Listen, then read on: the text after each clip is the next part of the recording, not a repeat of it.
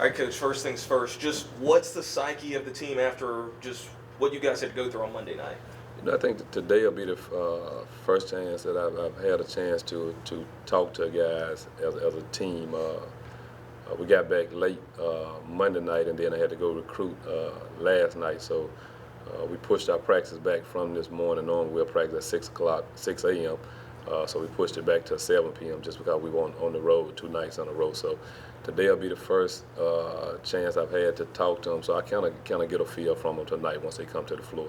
What's just going to be the message to the team about just kind of getting things back on track? I think that the message to our group is, the effort was there. The thing that we told our guys going into the Pine Bluff game, we wanted them to just empty the tank. If you empty the tank, you give us everything you got. I think we got a chance to win the game. We put ourselves in a position to win. Unfortunately, we just didn't finish the last 10 to 15 seconds.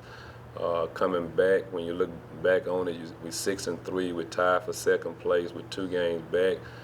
We got a very important game on Saturday, which is Alcorn, and normally it's not hard to get your guys up to play a home game against Alcorn. So I think the most important thing is that Alcorn is the next opponent, and we don't have to trick our guys to get them ready to play. I think Alcorn gets them ready to play. So, no really concern of, we've heard this old adage, don't make one loss, two, or anything like that. So you don't think that what happened Monday is even going to carry over at all for Saturday? I think just the sense of emergency with our guys, knowing how big the game is.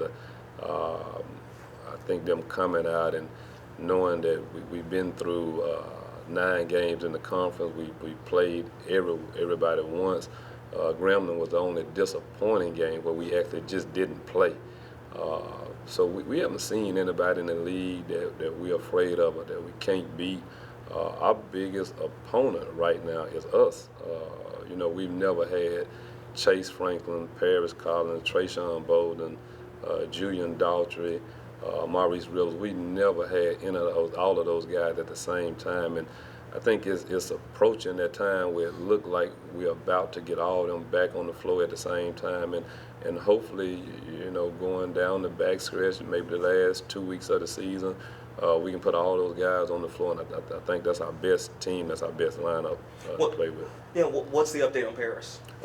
Paris, he's walking a little bit better. He's running laterally. He's not moving like we want him to. I think maybe over the next 5 or 6 days, he'd probably be back ready to play. He wants to play against Alcorn. We're going to look at it again, Friday, Saturday. He may be out for the next 2 games. I think Mo Rivers, he'll be back at practice. He missed the Pine Bluff game, which was huge for us, especially coming down the stretch that we didn't have him. And you're talking about 2 guys who are seniors that have played a lot of games, and they don't even play in a first-place game against Pine Bluff, and then you still have a chance to win. So that says a lot about the character of our team. What will be your message, right now, JSU fan base? I know you guys are kind of on a bit of a skid, and then what happened Monday. What will be your message to JSU fans? I think it's just, continue to support this team. Basketball is a thing where you go on the road, and if you even look at teams like Duke, Virginia go on the road, they beat Duke, and you have teams in the top 25. It's hard to go undefeated in a league when you're going to other teams. Even a team like Valley, even though they hadn't won a game, that was a rivalry game, and that was a hard-fought game. And with 40 seconds to go, the score tied 6-7. So we were in a position to win the game, even though we didn't execute the last 30 seconds of the game. So I think this one game, this Alcorn game, if people come out and we play well and they see what kind of team we have and they get behind and rally with this team, and the crowd that we had for Gremlin, if we can get that same crowd. Pine Bluff had a great crowd, and they stormed the court on Monday night. So I think we can have that same environment coming Saturday.